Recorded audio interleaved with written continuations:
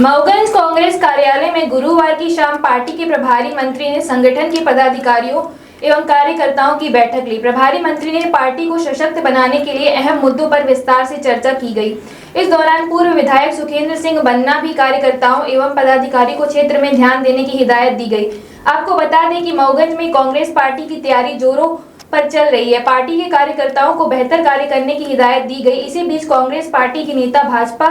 सरकार पर भी भ्रष्टाचार एवं कई सारे अन्य आरोप लगाते हुए विस्तृत चर्चा की और प्रभारी मंत्री ने भाजपा की लाडली बहन योजना पर भी जमकर बोलते हुए कहा कि भाजपा सिर्फ महिलाओं के वोट को काटकर जीत हासिल कर रही है। महिलाओं को 1200-1500 देकर उनसे वोट बैंक बना रही है। इसमें कांग्रेस के कार्यकर्ताओं को मुख्य रूप से बोला गया कि अपने को सिर्फ महिलाओं को जागरूक करना है ताकि वे किसी के भड़कावे में ना आए, अपना वोट सही जगह डालें।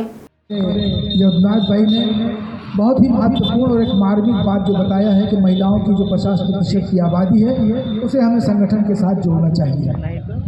नो डाउट बहुत भावनात्मक होती हैं, क्या परिणाम होगा और किस परिणाम का हमको भुगतना पड़ेगा इसके भी उनको बहुत ज़्यादा जो है तो समझ नहीं रहती है। वो केवल जो समसामयिक बात होती है उसको देख करके और उस भावनाओं के आधार पर काम करते हैं। वर्तमान समय में भारतीय जनता पार्टी ने जिस तरह से वोट लिया है और उसके बाद जिस प्रकार का बोझ यहाँ के किसानों के ऊपर डाला है, आम नागरिकों के ऊपर जीएसटी वगैरह के माध्यम से किया है, किसानों को जिन परेशानियों का सामना करना पड़ा है, नौजवानों को जिन दुर्दशा और जिस तरह से बेरोजगारी का सामना करना पड़ा है, ये वही परिणाम है कि सत्ता में पहुँचने के पहले उन्होंने लालच दिया, प्रलोभन दिया और सत्ता प्राप्त होने के बाद वो हर चीज़ को भूल गई। तो इन सब बातों को समझते हुए हम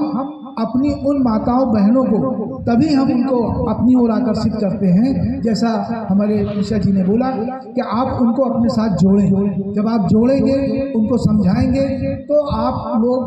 उनको बता सकते हैं कि इनके प्रलोभन में ना आए, बल्कि हमको किस प्रकार से काम करना चाहिए जिससे कि देश से जुड़ सके और एक अच्छी पार्टी सरकार को में आ सके और देश को आगे बढ़ाया जा सके।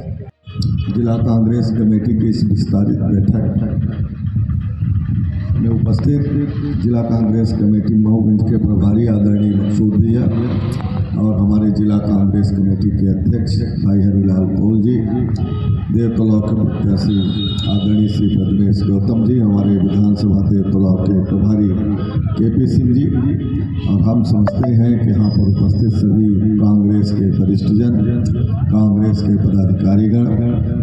अनुसूयाई युवक कांग्रेस, किसान कांग्रेस, अल्पसंख्यक सभी कांग्रेस के मोर्चा प्रकोष्ठ संगठन के अध्यक्षगण और सभी उपस्थित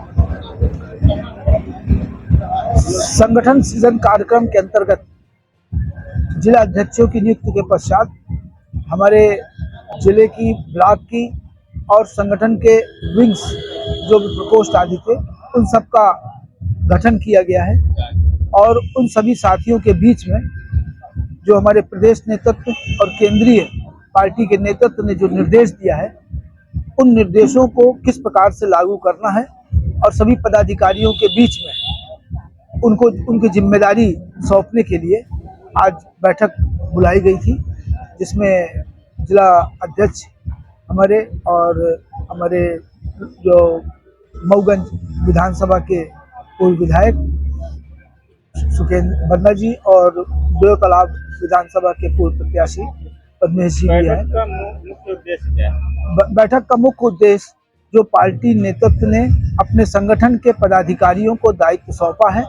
और भारतीय जनता पार्टी के द्वारा जिस प्रकार से मनमानापन किया जा रहा है, महंगाई को लेकर के, बेरोजगारी को लेकर के, और जो यहाँ पर वर्तमान समय में धार्मिक उन्माद पैदा करने का प्रयास किया जा रहा है, उन सब से हम लोगों को किस प्रकार से लोगों को अवगत कराते हुए एक अच्छा वातावरण पैदा किया जाए और जो जनता की समस्या है, किसानों की समस्या, नौजवानों की समस्या, उसको लड़ने के लिए किस प्रकार से संगठन के पदाधिकारियों को आम जनता के साथ जुड़ना है, इन सब कार्यों पर बातों पर चर्चा करने के लिए आज बैठक बुलाई। केंद्र सरकार ने जो महिला आरक्षण बिल लाया था वो पास नहीं हुआ, 33% की बात हो रही थी। अभी चर्चा हो रही थी यहाँ पे कि जो ये जोड़ने की बात है इसमें, तो यदि महिलाओं को 33% जोड़ दिया जाए सदस्यता अभियान में? देखिए, लाडली बहना तो एक तरह से उन्होंने एक प्रलोभन दिया हुआ है। हम लोग किसी प्रलोभन की बात नहीं कर रहे हैं। जो आरक्षण, महिला आरक्षण है, महिला आरक्षण बिल 2023 में पास हो चुका था और कांग्रेस पार्टी ने सरकार का पूर्णतः सहयोग करते हुए उस बिल को बिना किसी विरोध के पास कराया था। उस पर राज्यसभा और लोकसभा में पास होने के पश्चात भी राष्ट्रपति ने भी अपने हस्ताक्षर कर दिया था, लेकिन ये रखे रहे और उसका नोटिफिकेशन नहीं किया और एक संशोधन बिल लेकर के आए जिसे वो आरक्षण बिल कह रहे थे। वो एक्चुअली उस 2023 का जो आरक्षण बिल पास हो चुका था उसके संशोधन करने के लिए लेके आए। लेकिन कांग्रेस का ये कहना था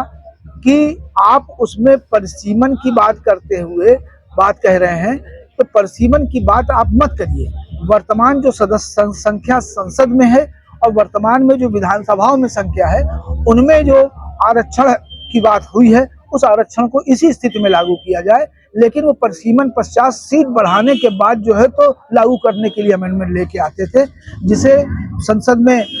रखने पर उनको एहसास हो गया कि हम किस तरह के चालबाजी कर रहे थे और कांग्रेस ने उनकी चाल को साबित नहीं होने दिया और